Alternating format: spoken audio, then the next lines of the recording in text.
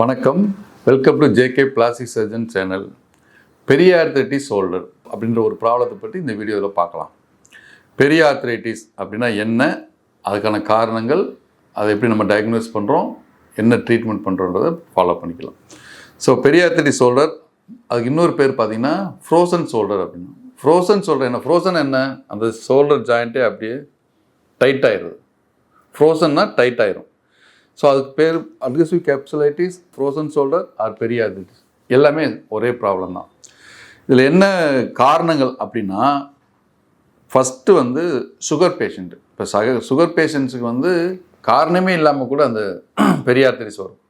இந்த பெரிய ஆர்த்ரைட்டிஸில் என்னென்ன சிம்டம்ஸ் இருக்கும் அப்படின்னா, இந்த ஷோல்டர் ஜாயிண்ட் வந்து மூவ்மெண்ட் கொஞ்சமாக குறைஞ்சிடும். ஃபார் எக்ஸாம்பிள், நமக்கு நார்மலாக நல்லா இருக்கவங்களுக்கு இந்த ஷோல்டர் ஜாயிண்ட் பார்த்தீங்கன்னா 160 டிகிரி இருக்கும். இப்போ 90 டிகிரி, 100, 100 அந்த மாதிரி 140 150 டிகிரி வரும். ஃபுல் மூவ்மெண்ட் பண்ணி நம்ம கழுத்து வரைக்கும் கொண்டு போகலாம். இது நார்மல்.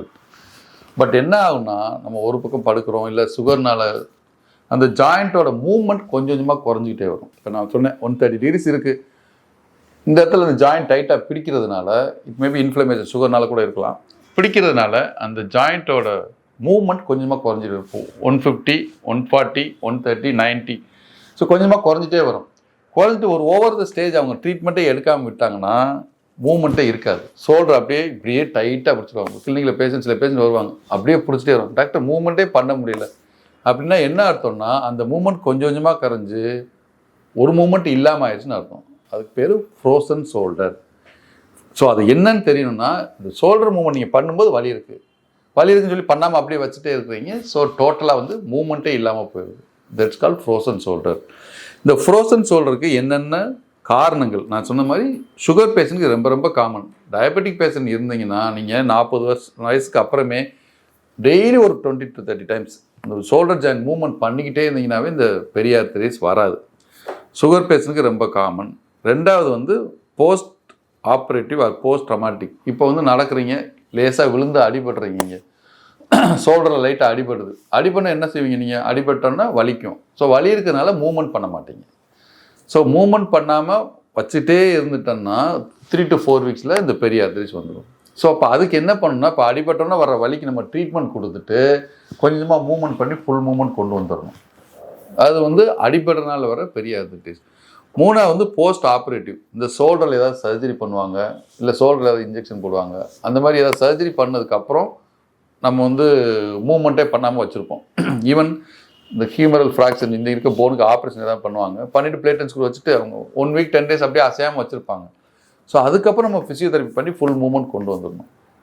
அதுவும் பண்ணிவிட்டு ஆப்ரேஷன் பண்ணிவிட்டு நீங்கள் அசையாமல் ஒரு 3 வாரம் 4 வாரம் வச்சுருந்தீங்கன்னா அதனாலையும் பெரிய ஆர்த்ரைட்டிஸ் வரலாம். இதெல்லாம் பெரிய ஆர்த்ரைட்டிஸ்க்கான காரணங்கள். பெரிய ஆர்த்ரைட்டிஸ் ஆர் ஃப்ரோசன் ஷோல்டருக்கான காரணங்கள். சரி, என்ன சிம்டம்ஸ் அப்படின்னா, ஃபஸ்ட்டு வந்து மைல்டாக மூவ்மெண்ட் மட்டும்தான் குறைஞ்சிருக்கும். சில பேர் சொல்லுவாங்க ஒன்றுமே இல்லை டாக்டர். ஆனால் ஒரு பர்டிகுலர் மூவ்மெண்ட் பண்ணும்போது மட்டும் வலிக்கும். அந்த மூவ்மெண்ட் வந்து டாக்டர் தான் பார்க்க முடியும், உங்களுக்கு தெரியாது. ஒன்றுமே இல்லைன்னு சொல்லுவாங்க. அந்த பர்டிகுலர் மூவ்மெண்ட் பண்ணும்போது வலி இருக்கும். நாளடைவில் அந்த மூவ்மெண்ட் கொஞ்சமாக குறைய ஆரம்பிச்சிடும். இன்னும் சிவியர் ஆச்சுன்னா உங்களுக்கு நைட்டு தூங்க முடியாது. என்னென்னா தூங்கிட்டே இருப்பாங்க, ஸ்லைட் மூவ்மெண்ட் வந்தோன்னா முழிப்பு வந்துடும். நைட் தூங்கவே இல்லை டாக்டர்னு சொல்லுவாங்க. ஸோ அந்த முழிப்பு வந்தோன்னா திருப்பி தூக்கம் வர முடியும். அந்தளவுக்கு சிவியர் பெயின் இருக்கும். ஸோ நைட் பெயின், தூங்கும்போது வர்ற பெயின் வந்து பெரிய ஆர்த்ரைட்டிஸாக இருக்கும். இது சிம்டம்ஸு. என்னென்ன டெஸ்ட்டுகள் பண்ணணும் அப்படின்னா, நம்ம காமனாக பண்ணுற மாதிரி எக்ஸ்ரே எடுத்து பார்க்கலாம். எலும்பில் ஆப்ரேஷன் பண்ணதோ, இல்லை எலும்பில் அடிப்பட்டிருக்கா, அந்த மாதிரி உள்ள அந்த ஜாயிண்ட் ஸ்பேஸ் 2 எலும்புகளில் கேப் எவ்வளோ, நல்ல கேப் இருந்தால் நல்லா இருக்குது, கேப் குறைவாக இருந்துச்சுன்னா மோசமாக இருக்குதுன்னு அர்த்தம். ஸோ எக்ஸ்ரே பார்த்துட்டு என்ன ஸ்டேஜில் இருக்குன்னு கண்டுபிடிச்சிடலாம். ஸோ அது கன்ஃபார்ம் பண்ணியாச்சு பெரிய ஆர்த்ரைட்டிஸ் இருக்குது அப்படின்னா என்ன treatment, what are the treatment options available அப்படின்னா, இப்போ ஏர்லி ஸ்டேஜ், இப்போ எனக்கு வந்து ஒரு 3 வாரம் 4 வாரம் தான் இருக்குது அப்படின்னா நம்மளே கொஞ்சம் டாக்டர் வந்து கன்சல்ட் பண்ணிங்கன்னா they will give some muscle relaxant tablet இருக்குது. அதாவது உடம்பு ஜாயிண்ட்டை சுற்றி இருக்க மசில்ஸ்லாம் டைட்டாக இருக்கும், அதை ரிலீஸ் ஆகிற மாதிரி மசில் ரிலாக்ஸன் டேப்லெட் கொடுப்பாங்க. ரொம்ப சிவியராக இருந்தால் இன்ஜெக்ஷன் ஏதாவது போட்டு மசில் ரிலாக்ஸன் டேப்லெட் கொடுத்துட்டு அவங்களே கொஞ்சம் எக்ஸசைஸ் சொல்லி கொடுப்பாங்க. நம்ம சொல்லிக் கொடுத்த மாதிரி ஷோல்டர் அப்டக்ஷன் அப்படின்னு சொல்லுவோம், இந்த மாதிரி மெலி பண்ணுறது. அப்புறம் ஷோல்டர் எக்ஸ்டர்னல் ரொட்டேஷன், இந்த மாதிரி. So abduction, external rotation and flexion, இந்த 3 மூவ்மெண்ட்டும் டெய்லி அப்படி பண்ணிக்கிட்டே இருந்தீங்கன்னா கொஞ்சமாக இம்ப்ரூவ் ஆயிரும். ஒரு 3 to 4 வீக்ஸில் ஃபுல் மூவ்மெண்ட் நீங்கள் கொண்டு வந்துட்டீங்கன்னா நீங்கள் அந்த மசில் ரிலாக்ஸன் ப்ளஸ் எக்ஸசைஸ்லேயே சரி பண்ணிடலாம். அப்போ எப்போன்னா நீங்கள் ஏர்லி ஸ்டேஜில் வரணும். இல்லை நீங்கள் கொஞ்சம் லேட் பண்ணிட்டீங்க, என்னால் மூவ்மெண்ட் பண்ண முடியல, வலிக்குது அப்படின்னா நம்ம இன்ஜெக்ஷனும் மாத்திரையை கொடுத்துட்டு ஃபிசியோதெரபிஸ்ட் அனுப்புவோம். ஃபிசியோதெரப்பியில் வந்து அவங்க டிபெண்ட் அப்பான் த சிவியாரிட்டி, உங்களோட என்ன சிவியாரிட்டி இருக்கோ அது மாதிரி ஃபிசியோதெரப்பி கொடுப்பாங்க. ஸ்டார்டிங் ஃப்ரம் வேக்ஸ் பார்த்தீங்க போனீங்கன்னா மெழுகு வச்சாங்க டாக்டர், ஆமாம் மெழுகு வச்சு ஒத்தனம் கொடுப்பாங்க. It's a form of heat therapy. மெழுகு ஒத்தனம் கொடுத்து அவங்க கொஞ்சம் கொஞ்சமாக நான் சொன்ன மாதிரி அப்டக்ஷன் எக்ஸ்டென்ட் எக்ஸசைஸ் பண்ணி விடுவாங்க. இன்னும் சிவியராக இருக்குன்னா ஐஎஃப்டி வைப்பாங்க, சாஃப்ட்வேர் திரும்பி வேரியஸ் மொடாலிட்டிஸ் எல்லாமே வந்து ஒரு ஹீட் தெரப்பி. அது டைட்டாக இருக்குது, ஹீட் கொடுத்து அதை லூஸ் பண்ணி விட்டு கொஞ்சமாக மூவ்மெண்ட் பண்ணி விடுவாங்க. ஸோ மூவ்மெண்ட் பண்ணிவிட்டு ஃபுல் மூவ்மெண்ட் வந்துட்டால் ஃபிசியோதெரப்பியில் சரியாக போகும். நீங்கள் இதுலேயும் சரியாகலை, என்னால் வலி தாங்க முடியல, ஃபிசியோதெரப்பி பண்ண முடியலன்னா அடுத்த ஸ்டெப் வந்து 3வது ட்ரீட்மெண்ட் வந்து ஸ்டீராய்டு இன்ஜெக்ஷன்.